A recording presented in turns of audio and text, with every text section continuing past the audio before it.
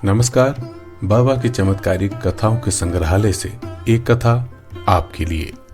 ये घटना है 1944 की लखनऊ की, जब पांडे जी को पहली बार बाबा नीम करोली के दर्शन हुए थे। पांडे जी बताते हैं कि एक बार शाम के वक्त कार्यालय से थक कर वो घर वापस आए थे तो देखा सब लोग पड़ोस में बाबा जी के दर्शन करने के लिए तैयार हो रहे थे और घर वाले उन्हें भी अपने साथ बाबा जी के पास ले जाना चाहते थे। वो व्यक्तिगत रूप से बाबा को नहीं जानते थे, लेकिन फिर भी साधु महात्माओं का सम्मान करते थे। लेकिन कुछ पाखंड और ढोंग की वजह से वो इन सब चीजों से खुद को दूर रखते थे।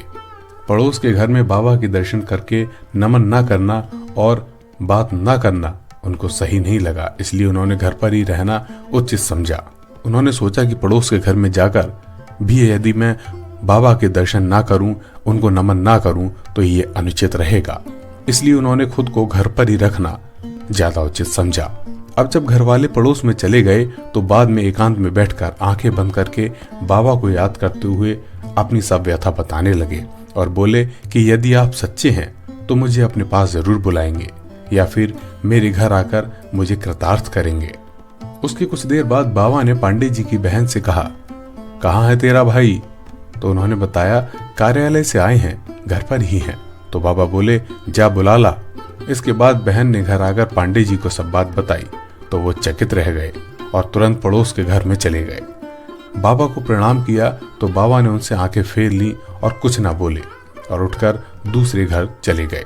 पांडे जी चुपचाप अपने घर वापस आ गए और बाबा को याद कर क्षमा मांगने लगे। उसके कुछ देर बाद बाबा एकाएक पांडे जी के घर आ गए और कुछ देर बैठने के बाद फिर वापस चले गए, लेकिन वो पांडे जी को कुछ नहीं बोले। इस बात से उनको बहुत तकलीफ हुई और वो सोचने लगे कि आखिर बाबा मेरे साथ ऐसा क्यों कर रहे हैं, शायद बाबा अब भी मुझसे नाराज हैं।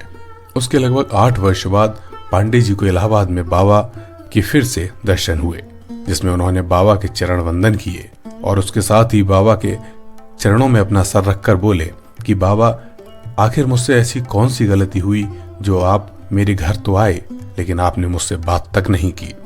पांडे जी की बात सुनने के बाद बाबा एकाएक पांडे जी की तरफ देखकर बोले, 8 वर्षों में अब तुझे मुझ पर विश्वास हुआ है?